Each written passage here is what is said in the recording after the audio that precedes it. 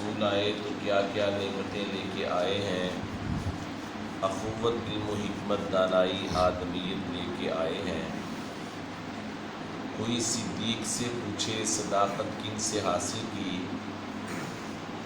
عمر دیں گے گواہی وہ عدالت لے کے آئے ہیں۔ کہا عثمان نے میری سخاوتوں کی وجہ سے، علی دیں گے شہادت وہ شجاعت لے کے آئے ہیں، اور رہے گا زندہ قیامت تک یہ معجزہ ان کا، وہ قرآن مبین نور ہدایت لے کے آئے ہیں۔ حضرت محترم رسول رحمت صلی اللہ علیہ وآلہ وصحبہ وسلم کی ولادت باسعادت کا یہ ماہ پرانوار ہے۔ ولادت خیر البشر سید الرسول جناب رحمت للعالمین احمد مصطفیٰ محمد مصطفیٰ صلی اللہ علیہ وآلہ وصحبہ وسلم کو ماننا ضروری ہے، کیونکہ پیغمبر رحمت کی دو انداز ہیں۔ پہلا ہے محمد بن عبداللہ، اور دوسرا آپ کا وصف ہے محمد رسول اللہ صلی اللہ علیہ وآلہ وصحبہ وسلم۔ آپ کی ولادت کو مانیں گے تو پھر سید البشر مانا جائے گا۔ اشہد ان محمدً عبدہ پر عمل ہوگا، اور جب آپ کی بعثت اور آپ کی بعثت کے مقاصد، آپ کی سیرت اور آپ کی شریعت کو مانیں گے تو اشہد ان محمدً عبدہ کے ساتھ و رسولہ پر عمل ہوگا۔ تو دونوں چیزوں کو، دونوں اوصاف کو ماننا ضروری ہے۔ پیغمبر رحمت صلی اللہ علیہ وسلم سے محبت کا ہم 100% دعویٰ کرتے ہیں۔ جب دعویٰ کرتے ہیں 100%۔ ہمارے اہل حدیث بھائی ہیں، اہل سنت لوگ ہیں، ہمارے دیوبندی بھائی ہیں، یا ہمارے بریلوی دوست ہیں، ہر کوئی دعویٰ کرتا ہے کہ ہم سرکار سے پیار 100% کرتے ہیں، محبت 100% کرنے کا دعویٰ کرتے ہیں۔ اب ہم نے اپنے اپنے من میں ڈوب کر دیکھنا ہے، اپنے اپنے گریبان میں جھانکنا ہے، اپنے اپنے ضمیر سے پوچھنا ہے کہ میں بذات خود سرکار کا کتنے فیصد وفادار ہوں۔ محبت 100% ہے، عمل کتنے فیصد؟ رسول رحمت صلی اللہ علیہ وسلم نے اپنے صحابہ گرامی میں سے ایک ساتھی کو دیکھا، ہاتھ میں سونے کی انگوٹھی ہے، فرمایا تجھے معلوم نہیں ہے کہ میری امت میں مردوں پر اس دنیا میں سونا پہننا حرام ہے۔ تو وفادار دیکھیے سونے کی انگوٹھی اتار کر پھینک دیتے ہیں۔ کسی نے کہا یا تو پھینکتا نہ، چل جیب میں ڈال لیتا، بیچ کر پیسے استعمال کر لیتا۔ صحابی رسول کا ایمان دیکھیے، کہتے ہیں جس چیز پر سرکار کی ناپسندیدگی کی نظر پڑی ہے نا، اگرچہ وہ سونا ہی ہے، میں اس کو ہاتھ لگانے کے لیے مصور کھینچ وہ نقشہ جس میں ایسی صفائی ہو، ادھر فرمانے پیغمبر ہو، ادھر گردن جھکا۔ حضرت حذیفہ رضی اللہ تعالیٰ عنہ گئے نا کسریٰ کے پاس، اس نے اکراماً احتراماً، جیسے ہم کسی ایلچی کو، کسی سفیر کو کھانا کھلایا جاتا ہے، کہا جی کھانا کھائیے، کھانا کھا رہے تھے، کھانا کھاتے ایک لقمہ نیچے گر گیا۔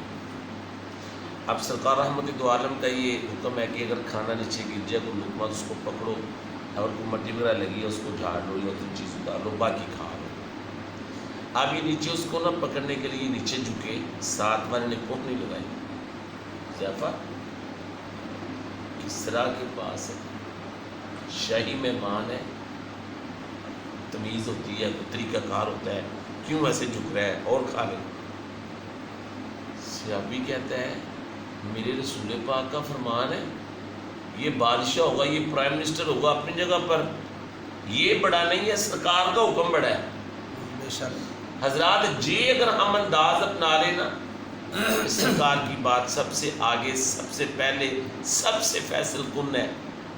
ہماری بات رہ جائے، رشتہ دار کی بات رہ جائے، سسرال کی بات رہ جائے، دوستوں کی بات رہ جائے، معاشرے کی بات رہ جائے، روایات رواج رہ جائے، سرکار کی بات جو ہے وہ نہیں چھوڑنی، تو اللہ کے فضل سے پھر ہمارا ایمان مکمل ہے۔ اسی طرح پیغمبر احمد صلی اللہ علیہ وسلم نے بات کرتے کرتے کچھ لوگ کھڑے تھے، فرمایا بیٹھ جاؤ بیٹھ جاؤ بیٹھ جاؤ۔ آ رہے تھے حضرت عبداللہ بن مسعود رضی اللہ تعالیٰ، دروازے میں تھے، ابھی ایک قدم دروازے کے اندر ایک قدم باہر، آواز بس کان میں پڑی بیٹھ جاؤ، وہاں بیٹھ گئے۔ آپ اندازہ لگائیں دہلیز کے ایک قدم اندر ہے ایک باہر ہے۔ کچھ دیر کے بعد سرکار رحمت دو عالم کی نظر پڑی، فرمایا کہ ابن مسعود یہ کیا سٹائل ہے تیرا، یہ کیا؟ کہتے ہیں سرکار یہ بات سنیں آپ کا ایمان نور سے بڑھ جائے۔ کہتے ہیں سرکار آپ کا میں مبارک میرے کانوں میں آیا نا، بیٹھ جاؤ۔ سرکار سچ پوچھو مجھ میں ہمت ہی نہیں، ہمت نہیں رہی کہ میں ایک قدم بھی آگے بڑھا جاؤں، حالانکہ بظاہر میرا وہ قدم آپ کی طرف بڑھنا تھا، آپ کی قربت میں ہونا تھا، لیکن حقیقت میں آپ کے حکم عدولی کی وجہ سے میرا وہ قدم کامیابی کی طرف نہیں ناکامی کی طرف ہونا تھا۔ حضرات مصور کھینچ وہ نقشہ جس میں ایسی صفائی ہو، ادھر فرمانے پیغمبر ہو، ادھر کرتے حضرت عبد الرحمن رضی اللہ تعالیٰ کے گھر میں نا اولاد نہیں ہوئی تھی، انہوں نے نا سکھنا سکھی جی میں ایسی نظر مان لیں گے، لیکن ایک بات یاد رکھیں سرکار کا حکم ہے کہ اگر آپ نے کوئی نظر مان لی ہے، کوئی آپ نے سکھنا سکھ لی ہے کہ میں یہ کام مجھے ایسے کروں گا، اگر وہ گناہ کی ہے نا اس کو پورا نہیں کرنا، اللہ کوئی گناہ نہیں دیں گے۔ نیکی کی نیت ہے تو وہ پوری کرے۔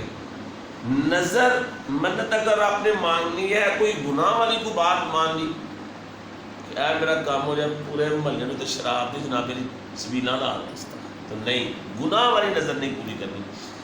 اللہ نے ان کو اولاد دی۔ حضرت عبد الرحمن نے بتایا اپنی بہن عائشہ کو رضی اللہ عنہ کو، میں نظر منی سی اللہ مینوں اولاد دے گا، میں اونٹ ذبح کرنا ہے عقیقے وچ۔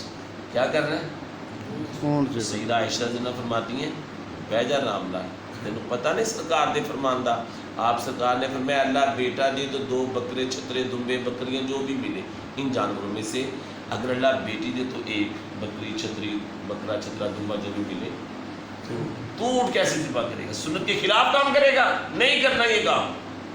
اسے ابھی نے فوری سر کو جھکا لیا، ٹھیک ہے باجی جان ایسے ہی ہوگا، سنت کی مخالفت کرنی نہیں۔ سرکار عید پڑھا کے آ ہی رہے تھے ابھی تو 5-7 منٹ بعد ایک بندہ گوشت تک اور میں قربانی کا گوشت کیسے، ابھی تو ہمارے ساتھ تو نہیں عید پڑی، اور 5 منٹ جانور ذبح ہو کے گوشت بن جاتا ہے؟ نہیں سرکار یہ کہاں سے آیا؟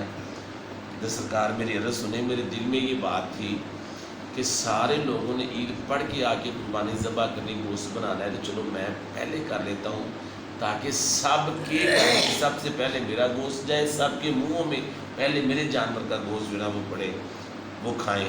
نیت تو ماڑی نہیں ہے، کیا ہے نیت ماڑی نہیں، اچھی نیت ہے کہ سارے منہ پہلو ساڑی قربانی کا گوشت۔ تو سرکار میں نے اس لیے نا عید پڑھنے کے جانے سے پہلے جانور ذبح کر لیا تھا، اور میں میرے سے ابھی ہمارے سنت کے خلاف ہے نا، ہمارا عمل ہے کہ پہلے نماز ہو، خطبہ ہو، عید ہو، پھر قربانی ذبح ہو، تو نے یہ جانور ذبح کیا ہے تیری یہ قربانی ہوئی؟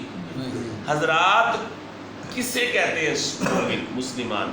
من احب سنتی فقط احبنی ومن احبنی کان معی فی الجنہ، جس نے میری سنت کو مانا اس نے میرے ساتھ پیار کیا، جس نے میرے ساتھ پیار کیا وہ جنت میں میرے ساتھ ہوگا، جنت میں میرے ساتھ۔ سیابی کہتے ہیں سیدہ اماں جی عائشہ رضی اللہ عنہا بیان کرتے ہیں ایک بندہ آیا کہ کہتا ہے سرکار میں اپنے گھر میں بھی ہوتا ہوں تو تمہاری ذکر ہی کرتا رہتا ہوں، تو حقیقت ہے جس کے ساتھ پیار ہو بندہ اس کا بہانے ذکر کرتا ہی ہے۔ میرے اللہ بخشی میرے ابو جی نا ایسے کہا کرتے تھے، جی میری امی جی اس چیز کو بڑا پسند کرتے ہیں، جی میرا بھائی نا اس چیز کو، یعنی بہانے سے، جی میری باجی جان ایسے، تو انسان اس کا نام لیتا ہے بہانے۔ سرکار میں گھر میں بھی ہوتا ہوں تو آپ کا ذکر کرتا ہوں، اور جب میں آپ کے پاس آ جاتا ہوں نا ایسی سکون محسوس کرتا ہوں جیسے پانی میں مچھلی سکون محسوس کرتی ہے۔